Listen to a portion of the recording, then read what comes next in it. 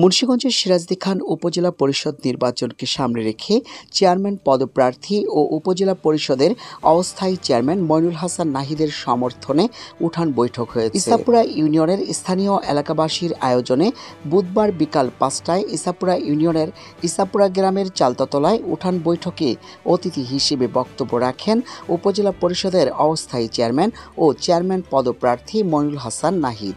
শামসুদ্দিন আহমেদ টুলুর সভাপতিত্বে ও নাজমুল শেখ নান্টুর সঞ্চালনায় চেয়ারম্যান পদপ্রার্থী মইনুল হাসান নাহিদকে উপজেলা পরিষদ নির্বাচনে বিজয়ী করতে তার পক্ষে অতিথি হিসেবে বক্তব্য রাখেন ইসাপুরা ইউনিয়ন যুবলীগের সভাপতি সুখন চৌধুরী, সিনিয়র সহ সভাপতি মিশর তালুকদার, মানিক ব্যাপারী, বিল্লাল হোসেন, বাদশাহ খান, মোকশেদ আলম মৃধা, আমির হোসেন কেটু, আলী মোহাম্মদ, সুমন সরকার ও হামিম শেখ সহ আরও অনেকে।